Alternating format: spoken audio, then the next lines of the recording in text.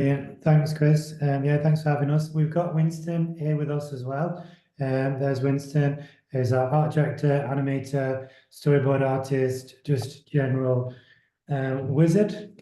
So yeah, Winston's worked on this project with one of our animators, James. Mostly those two guys did all the work on this, really. So James is off today, but Winston led the art style and led the kind of the project in a lot of ways. So he's going to be joining me to talk through this. So I'm just going to give you guys a really quick summary of who we are, first of all, in case you don't know us. So we're Flow Creative. We do design, motion, and storytelling. So that's kind of the three things that a big part of what we do for a variety of different types of projects, branding projects, illustration systems, motion design, lots of different types of things. But those are the kind of three core elements that sort of come together in most of our projects.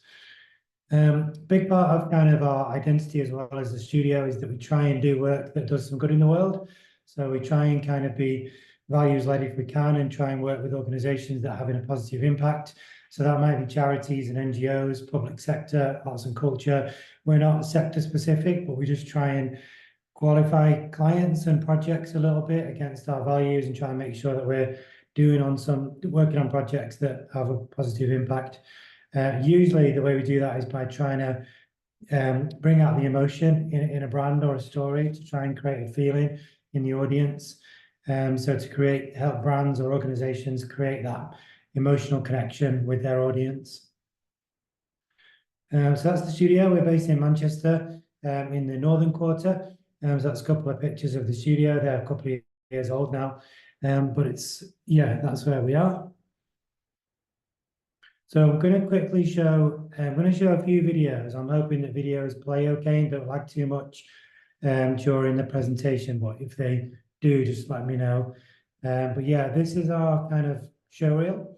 So we do kind of branding and we do abstract motion graphics work and stuff as well, but a lot of our work, probably what we're best known for is the character-based stuff. So quirky, kind of cool character animation projects. For a variety of different kind of purposes. So I'll play the showreel now and hopefully that'll play okay for you guys.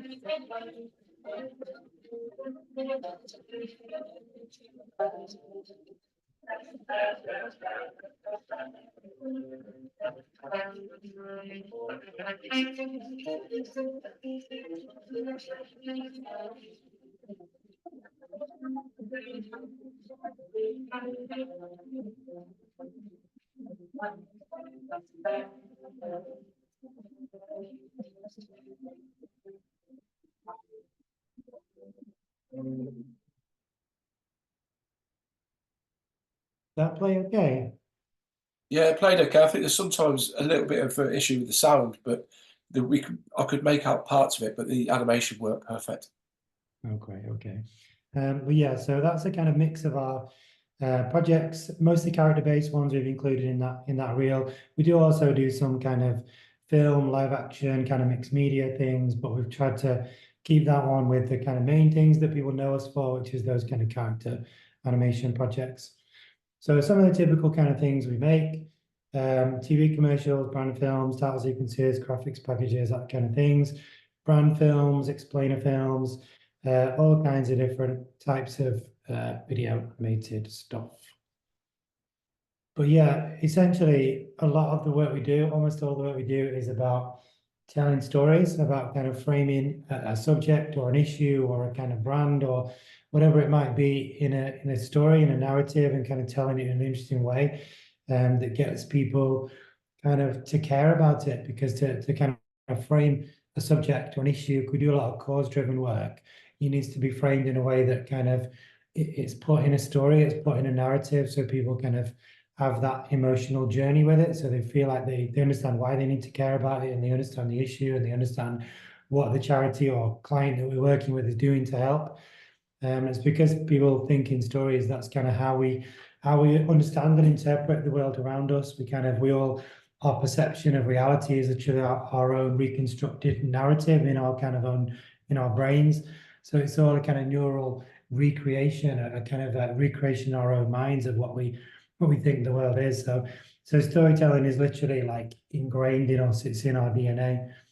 So yeah, storytelling is important. Some of the kind of clients that we work with, so we work directly with brands quite a lot. We work with a lot of charities and NGOs and stuff, as I mentioned, but we also partner with other agencies.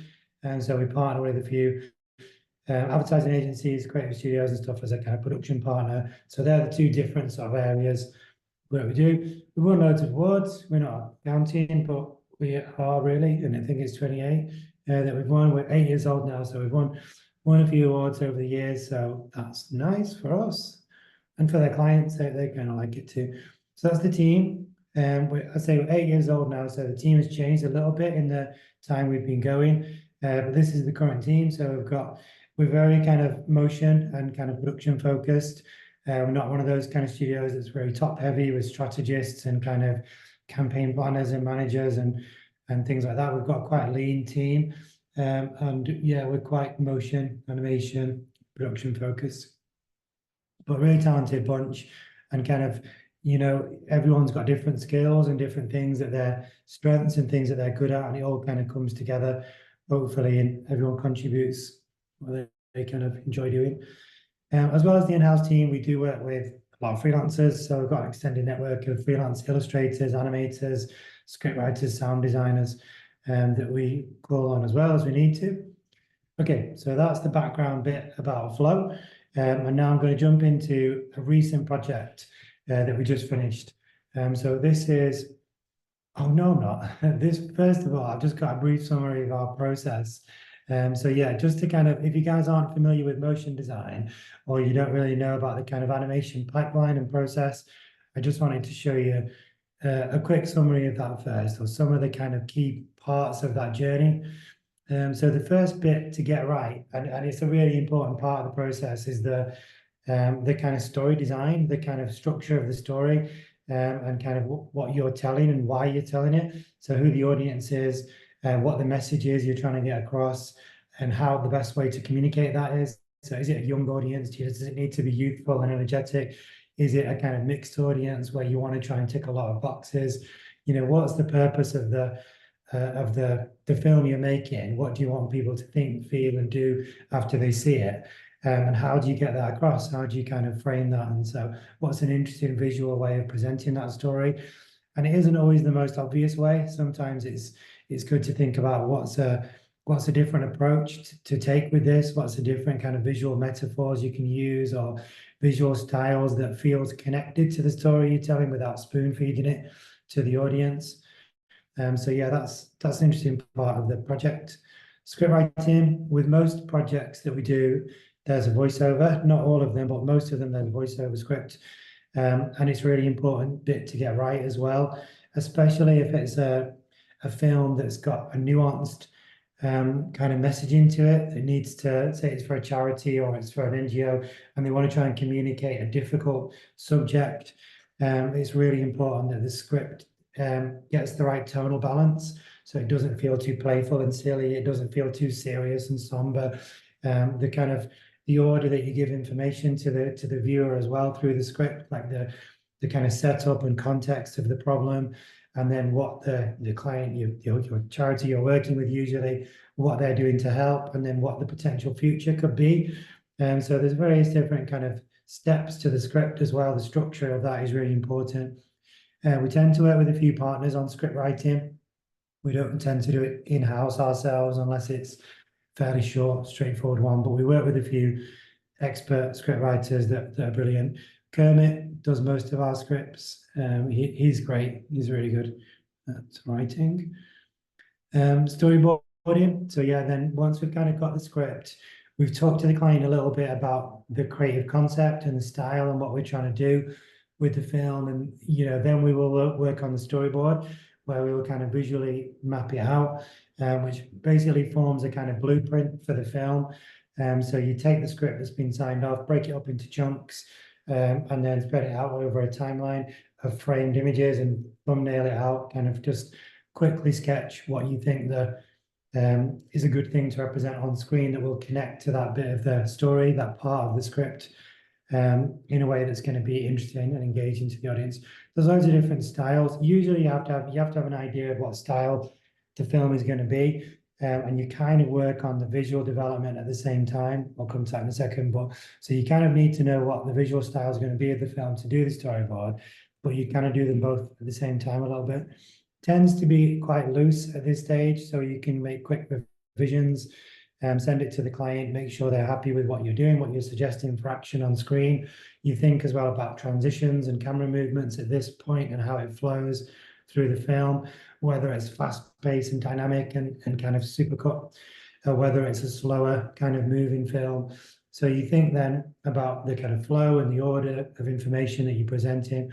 So it tends to be quite loose. This one here, the top left, this is working with an amazing illustrator called Guy McKinley, who couldn't do loose, like he just physically couldn't do like thumbnail loose sketches.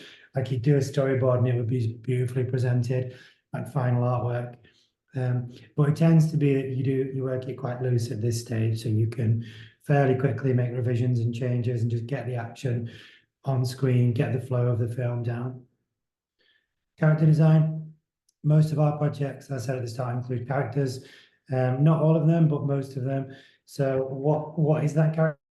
Is it a human? Is it an adult? Is it a child?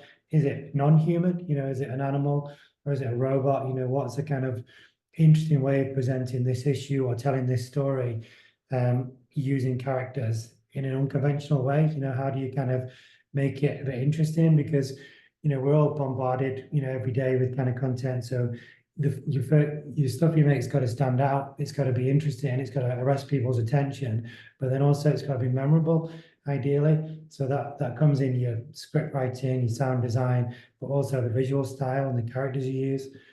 So yeah, these are all different characters from different projects that we've done in the studio, mostly 2D, a couple 3D ones in there. But yeah, the style of them is kind of set by the tone of the film and the audience and what you're trying to do with the film. So yeah, illustration on artwork. So we tend to work on the artwork style at the same time as the sort of storyboarding usually. So we will think about the kind of visual development of the artwork as we're kind of doing storyboard, or somewhat usually before actually, because you kind of need the client to sign off on the style.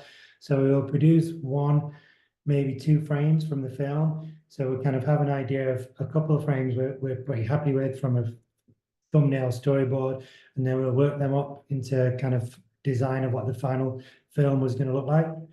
And then the client needs to sign that off. So they agree on the sort of visual style, the textures you're using, the kind of artwork style. Is it realistic? Is it more kind of playful and fun?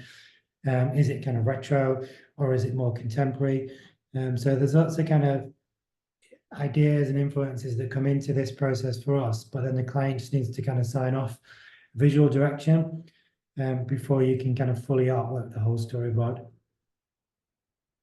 Animation direction. This is one that kind of happens at the start of a project when you're thinking about the concepts and the visual style and the story you're trying to tell, but also it's kind of throughout the project as well, thinking about the pace and timing, just checking in that the story is being told in a way that's authentic and genuine and relevant to that project and that brand, and is going to resonate with the audience.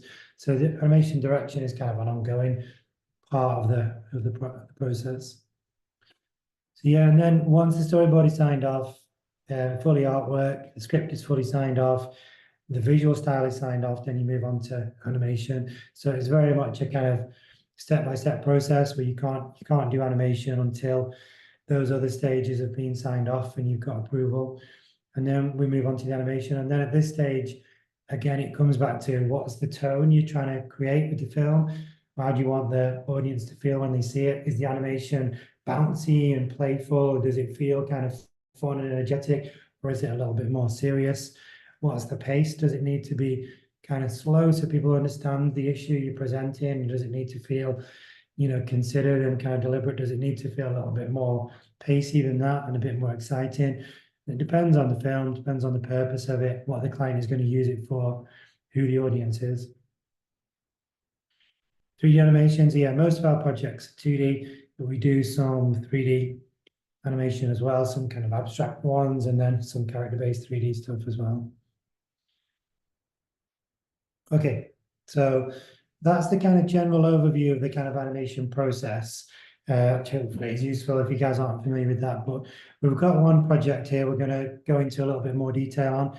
So this is a project for the Trussell Trust charity, who are a kind of UK-based charity that are the guys that do kind of food banks, and they kind of campaign for kind of poverty, anti-poverty kind of laws, and they try and kind of lobby the government for fairer paying conditions. They lobby the government for increase in kind of universal credit to try and keep people out of poverty. They produce reports on kind of how many people in the UK now are living in poverty, which is absolutely shocking, the numbers. So they're a really good charity, and they do some amazing work. And this particular project was aimed at school children, and it was about how living in poverty and kind of dealing with hardship can affect the school day. So as part of the project, they wanted us to produce this film. It was a 3-minute film. Initially, I think it ended up being slightly less than that, which was going to be used in schools all over the UK as part of this digital assembly program that they were doing. So it was going to be played in these assemblies to high school kids. As part of that, they produced this detailed kind of, what did they call it? This toolkit document, which was going to go into schools to help them talk about the issue, help destigmatize talking about poverty, and help give some real world examples of how poverty can affect the school day. So as part of that project, they talked to loads of kids. I think they had a cohort of 12 kids based in all different parts of the country that had dealt with poverty, that had lived in kind of those conditions, and they gave real world examples of how it had affected their day. So from things like missing meals because they couldn't afford it, going in with the wrong school shoes because they had holes in their regular shoes, missing out on school trips because their parents couldn't afford to pay the fees and things. So loads of real world examples of how poverty had affected these real lives of school children. So part of our kind of task for us was to try and visualize those lived experiences in a way that felt genuine and authentic. So we started off by kind of doing a script, which I've not included in here, but the first bit to kind of get right was the script, where we kind of told the story in a way that felt genuine and authentic, didn't feel patronizing, but felt kind of like real to their experiences, to these children that had contributed to this program. So we kind of worked with a really good script writer to develop it in a way that kind of told the story, but without it being overly sentimental and without being kind of talking down to the children, because we wanted it to be, it's can be played in high schools. If it feels like it's overly kind of sentimental or kind of, trying to tug on the heartstrings, or if it didn't feel authentic, they're going to spot that straight away. So we had to feel kind of really genuine and kind of related to the real experience. So this is the storyboarding, the first kind of rough thumbnail sketches. Winston, do you want to jump in and say a bit about this? Well, I think you're muted. Classic. Sorry. So yeah, as Carl mentioned, this is the first initial storyboard. Me and James sort of sat down together over a big sketch pad, just to like quickly scamp out scene shot by shot based on the script.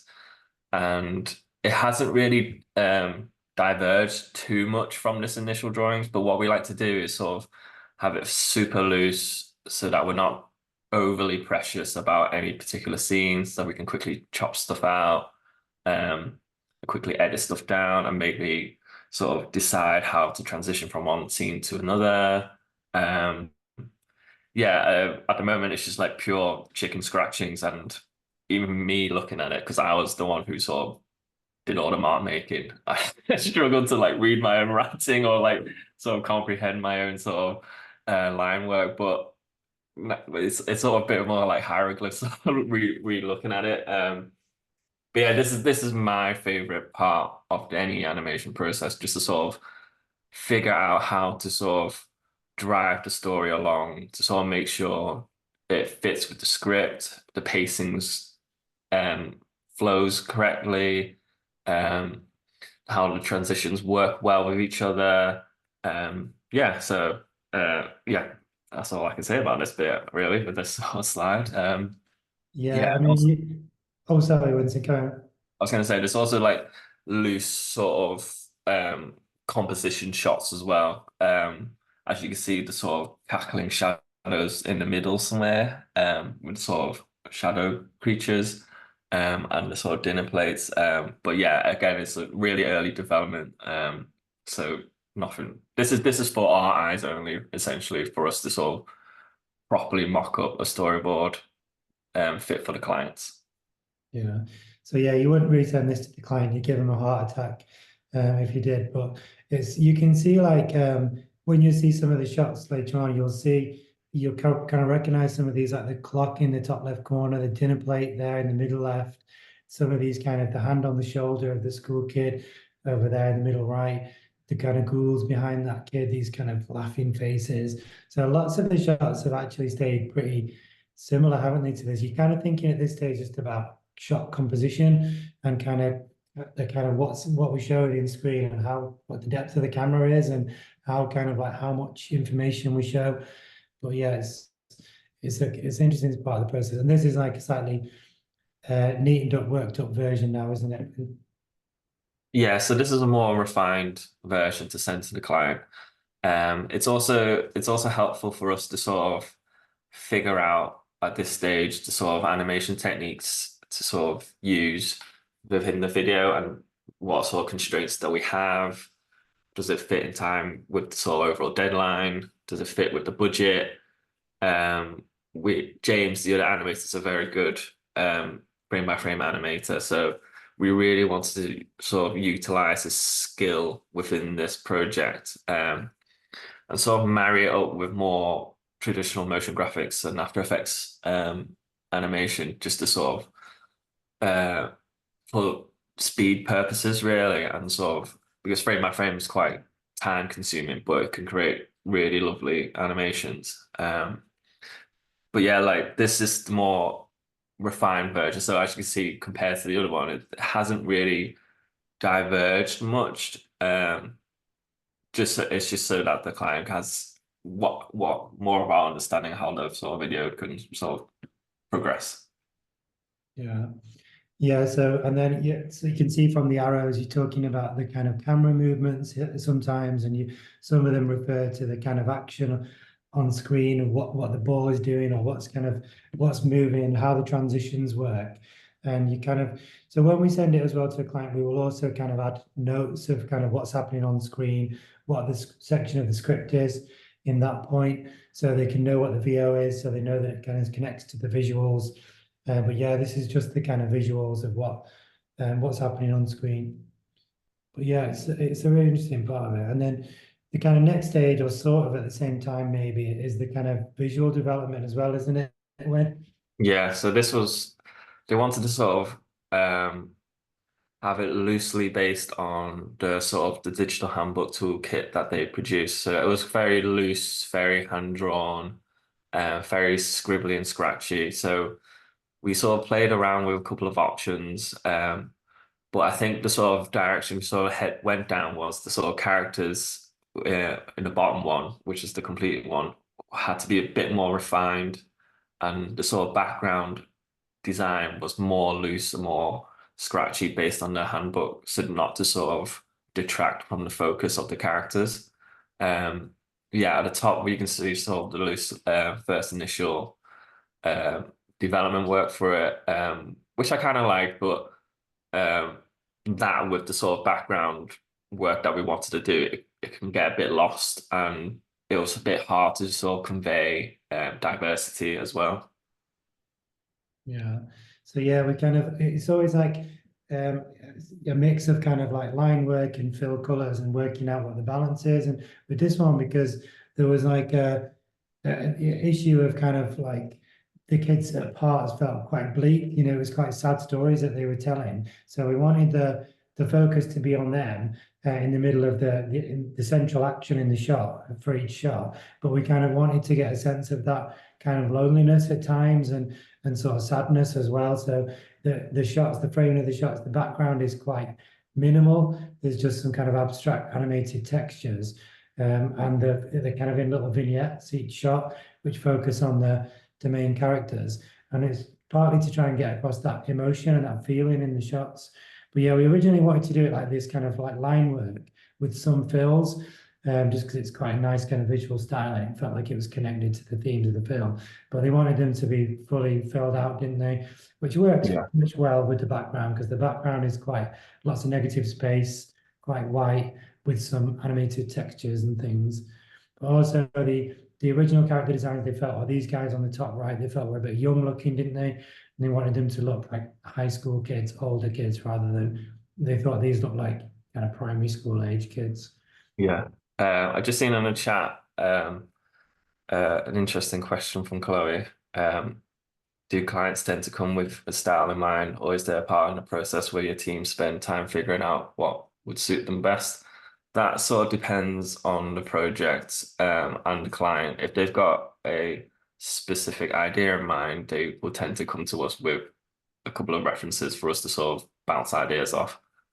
Sometimes those references are a little bit too ambitious for the deadline, the budgets, the sort of message they want to say. So we have to work together to sort of come up with one that would be a bit more cohesive for them.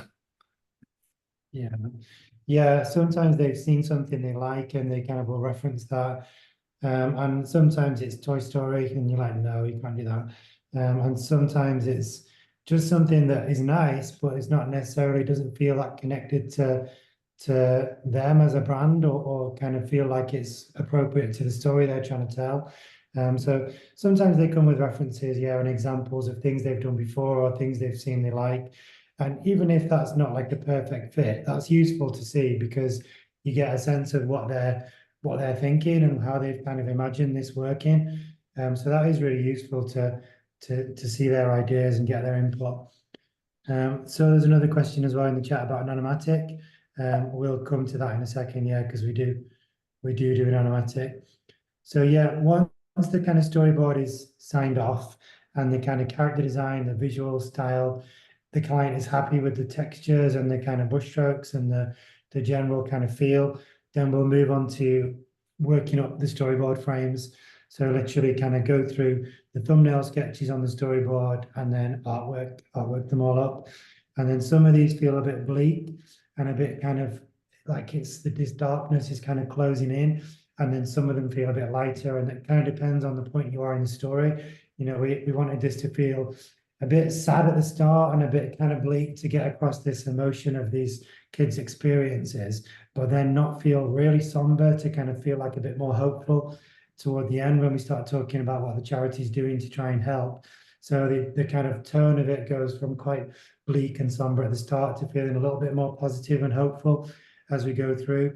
And the sound design helps with that as well. So you do that visually, but also the sound design plays a big part in that.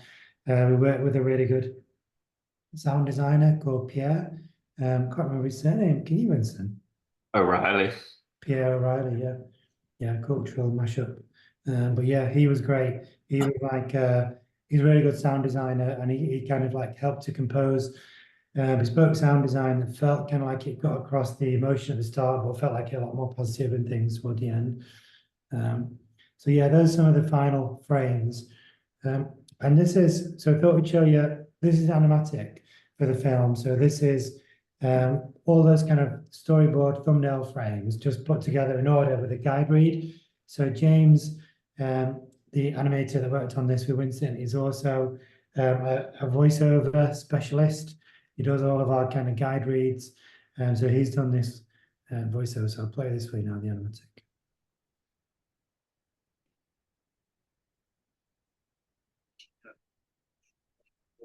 has a friend who goes hungry. But going hungry means more than missing a meal. When young people experience poverty or hunger, it can affect their lives in so many ways. Like getting up extra early because there's no money left to catch the bus, or getting soaked before you even got to school. Then having to deal with the awkward questions. Oi, why don't you get the bus today? Not to mention what happens in class. Miss Jones, those shoes are not school dress code. My teacher doesn't understand. I don't have any other shoes. And I can't ask Mum. It's hard to focus when you have so much to worry about. Then there's lunchtime. There's not enough on your card. It's so embarrassing having to put things back, especially when the horrible comments start. Shut up! But sticking up for yourself just means another detention. You can feel like you're missing out on a normal life. I know that feeling. Sometimes everyone gets to go on these exciting school trips. I expect to see you all there. Well, everyone except me. What's the point of taking us home? I know we don't have the money. It'll only make Dad feel guilty. It's hard facing poverty. I feel so alone. I wish people would stop treating me differently. I just need some support. I hate feeling let down. And yeah, we're all different, but we all deserve respect. That's why the Trussell Trust and Stand for Change have created this awesome toolkit. It helps people understand how their actions and beliefs affect young people like us. It shares ideas on how you can support us. Ideas like creating spaces and activities that everyone can enjoy. Noticing when someone needs support, not discipline. Thinking about the impact of your actions instead of singling people out and embarrassing them. Or just checking in with someone and being ready to listen. It can all make such a difference if you believe that everyone should be treated equally and have what they need to live a healthy, happy life. Then use this toolkit to stand with us and stand for change. So yeah, that's the animatic. So a couple of those shots, a couple of shots at the end changed, didn't they, Winston, in the final version? Yeah. Yeah, it gives you a sense of the pace of it at this point. You can see how the kind of flow of it is working in the transitions from shot to shot, and kind of just you sense check it really and feel like does it make sense? Does it tell the story? Does it all kind of flow okay? Does the pace feel about right with the script? So this is a shot. This has got the VO in as well, but I'll just show you kind of the animatic frames to the kind of animation as well. So that's the first one there, storyboard animatic, and then we've got line test, It's hard to focus. which is a little bit more detailed, the actual artwork style, and then you've got the color pass as well. So that's the kind of different steps in the process of taking one of those kind of shots from the storyboard. Or actually, that's a couple of shots, isn't it? And then so that's the storyboard frames, which is super loose and sketchy. There's arrows to show the camera movements and transitions, but then this is the line test to show what it's actually going to look like a little bit more. It's hard to focus. With some animation in, and then you've got the final color animated shot, and that's got then some of the animated textures and the final kind of motion bits as well, isn't it, Winston? Yeah. So it was the animatic. We tried to do an animatic before any animation starts to sort of gauge the sort of pacing and timing for each particular shot. And it's at that stage some things can get cut out as well. We think it's running a little bit too long, or things can be added in as well, just to sort of help make the scenes flow a little bit easier. Yeah, you're kind of just working out, does it all work? Sometimes when you do an animatic, you can tell then whether some shots aren't quite working right with the VO. So maybe the VO is longer than how much you'd allocated when you were thumbnailing it. So you need to just add a little bit more information in that shot, or extend it.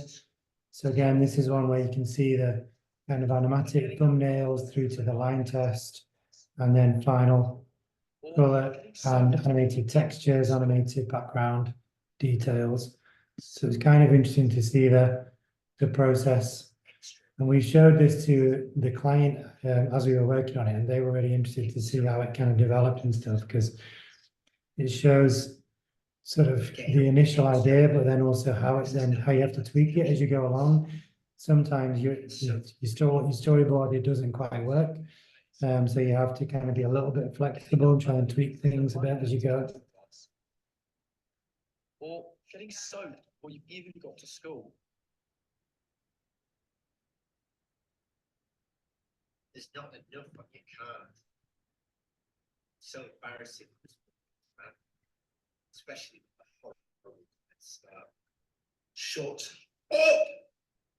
There's not enough on your card. It's so embarrassing having to put things back, especially when the horrible comments start. Shut up! Oh, there's not enough on your card. It's embarrassing having to put things back, especially when the horrible comments start. Stop. Stop. So yeah, it's interesting to see how it develops. I think Winston mentioned like James is a good frame-by-frame animator. So we wanted to try and use some of that in this film where it feels quite dynamic and kind of fluid. Some of the movements, you can get an effect with frame-by-frame that you can't easily get with keyframed animation. So we wanted it to feel, some parts are kind of keyframed in After Effects, but some parts are kind of frame-by-frame animated. So we've got that kind of more dynamic kind of fluid movement, which is hard to recreate there. And then the final pass is just adding animated textures and kind of making sure the colors are all right in the composition. It feels like it does what you need it to do, the shot. Especially when the horrible comments start. Stop. Yeah, it was a mix, this one, of techniques. Oh, this is the deleted scene. This is the one from that was in the end of the animatic that ended up getting removed. I think it just, why did it get removed, Winston? Can you remember? It was the sort of line in the video kind of repeated itself, so we didn't feel it was necessary. Which they were right about anyway. It kind of shortened our sort of animation time as well, and sort of reduced the sort of time, the overall duration of the video, which is always a plus because you don't really want to have it drag too long. Also, it's a bit of a shame because we did start to animate it. So that was a little bit annoying, but it just makes a good case study shot, I guess. Yeah, well, behind the scenes. It's like sometimes you kind of you usually if shots are working or not in terms of the pace and timing of the film and the flow of the story before you actually start animating them. So usually you can tell from the animatic. So you don't tend to kind of waste too much time animating stuff that then gets cut. Whereas in film, in live action film, you kind of at shoot stage, you just get as much as you can in the can, just kind of film loads of different halts and different angles on shots, and then it kind of comes together in the edit. Whereas with animation, you kind of plan the shots out in advance, and you animatic it, you test it for timings, you get the guide VO on it, get the music track on it if you can, and try and plan it as much as possible so there isn't a lot of wasted time. So it's very time consuming to kind of fully animate shots. So you don't want to really animate all the shots and then cut half of them. You really want to try and keep that animation time down as much as you can to just the shots you're going to use. So we did start to animate this one, and then we didn't use it, but that is unusual, isn't it, Win? Yeah. The bulk of any animation project is the sort of post-production work. That's where most of our work comes in, and most time consuming because we just have to get the sort of initial timings right and scene shots correct, just to sort of eliminate any potential mishaps later on down the line, in terms of like putting out scenes, the the animation's too long, the transitions don't quite work. So yeah, most of the work comes before any animation starts. And that's goes down with the style. Does the style work? And with the animation, how easy is it to animate? Are the colors correct? Does the VO line, is there enough in the VO line for it to carry the video, etc.? Yeah, because you kind of your VO tends to in your script deliver most of the messaging for the film. So kind of what's on screen is supporting visuals for that. So you don't need to kind of show and tell. You don't need to kind of have loads of information in the script and then have it on screen as well. What you have on screen though just needs to connect with the VO. So it needs to kind of, otherwise there's a dissonance that kind of feels jarring. So you kind of just need to, what's on screen needs to match the point you are in the story and the point you are in the film, but also what's being said in the VO without spelling it out literally. Just needs to connect, with what the script is saying. So these are some of the final shots here, just showing you kind of how these ended up.